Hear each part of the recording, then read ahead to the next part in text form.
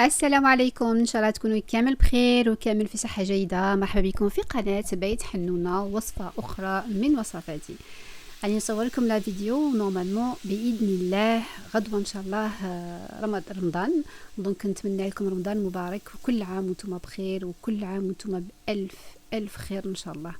اذا وصفتنا اليوم حبيت يعني نبدا لكم رمضان ان شاء الله بوصفه حلوه، وهي وصفه البقلاوه التركيه. وصفه بزاف بنينه وسهله، ويعني ما تطلبش بزاف في الوقت.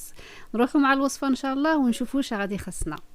دونك الوصفه اول حاجه نبداو بها وهي الشربات. القاعده في الشربات تقول انه كيلة نتاع السكر يقابلها كيلة نتاع الماء، ونديرو اون غونديل نتاع لو سيترون، يعني تاع القارص.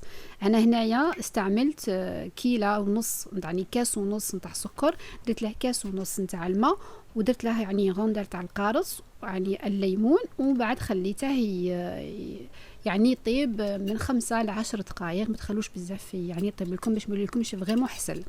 نروحوا لاباتا فيلو نتاعنا كيما راكم شفتوا هنايا بعد قبل قليل.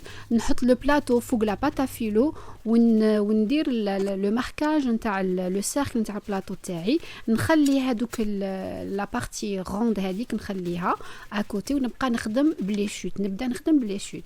دونك لي شوت نديرو طبقه فوق طبقه، وما بين طبقه والطبقه غادي ندهنها بالبانسو بالزبده الدائبه. من الاحسن انكم تستعملوا الزبده الدائبه، يعني باش تعطيكم ذوق يجيش بزاف بنين في البقلاوه التركيه. من الاحسن انا البقلاوه تخدموها بالزبده. ومن بعد كي نكملوا كاع لي شوت نتاوعي غادي ندير الحشو نتاعي. انا هنا استعملت اللوز، لكم الاختيار في الحشو نتاعكم، يعني ما كانش حاجه تلزمكم بالحشو. انا درت هنايا فقط اللوز. تقدروا ديروا المكسرات كاع كلها، تقدروا ديروا الكاوكاو، فقط انك ديروا الكاوكاو يعني لي كاكاوات، ديروا لها قليل من مركز اللوز المر فقط، يعني باش يعطي نكهه نتاع اللوز فقط. اما انك تقدري ايضا كاع ما تستغني على هذا المركز. ونعاودوا نزيدوا نكملوا لي غونديل تاعنا هادو اللي درناهم بروبرمون، يعني اللي خدمناهم حاجه نظيفه، نديروهم من الفوق ونديروا طبقه فوق طبقه حتى نكملوا كاع الطبقات نتاعنا. هذا البلاطو تاعي يعني ياخذ لك ان باكي نتاع باتافيلو. ومن بعد كي نكملوا كاع لو بوزيسيونمون تاع لي لوفين تاعنا تاع لا باتافيلو، نروحوا للحواشي ونحيهم كاع، يعني نقلعوهم كاع باش يعطينا ان تروك بروبر. ومن بعد راح نجو نقسموا لو بلاطو تاعنا على 2، بعد على 4، بعد على 6، بعد على 8، بعد على 12، باش لا كويسون تاعنا تدخل من الداخل، وباش ايضا كي نديروا لها الشربات ايضا الشربات يدخل من الداخل ويشرب يعني الطبقه اللي تكون من تحت. نكملوا يعني الزبده نتاعنا نحطوها من الفوق، غير شويه، ما تكتروش بزاف لانه اصلا انا دهنيها ما بين الطبقات. نكونوا في هذه الاثناء محميين الفور تاعنا على 180 درجه مئويه، وندخلوها للفور حتى وين تحمر بيان كي تحسي لها طابت، يعني حمريها غير شويه من الفوق باش تعطي هذيك النظره الجماليه تاعها. وهذا هو الشكل، يعني تاخذ لك ما بين 20 حتى 30 دقيقه على حسب نوعيه الفور اللي عندك. ومن بعد مباشره راح يعني نسكوها بالشربات اللي تكون بارده. يعني هنا باش تعرفوا الشربات اللي شحت لكم تكون شويه ثقيله، ماشي الشربات العاديه، ماشي كيما تاع قلب اللوز، ما ريان افواغ.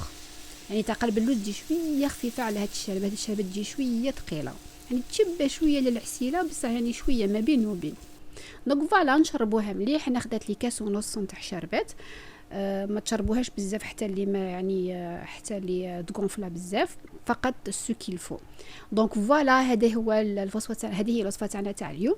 زينتها بقليل من اللوز اللي كنت زدت له شويه من ان بو دو كولورون، ايضا يعني نوع من الخضره باش يعطينا باش نحسبوه بيستاش وهو اصلا لوز. دونك فوالا يعني التزيين لكم الاختيار، كل واحد وعلى حسب يعني الذوق نتاعه. كانت هذه الوصفه تاعنا تاع اليوم، قلب اللوز عفوا يعني غير مع قلب اللوز. المهم بقلاوه تركيه ان شاء الله، يعني تجربوا الوصفه ودولوها لي في التعليقات. خليتكم في امان الله، مع اللي نقول لكم رمضان مبارك وكل عام وانتم بخير، والى الملتقى ايضا في وصفه اخرى من وصفات بيت حنونه.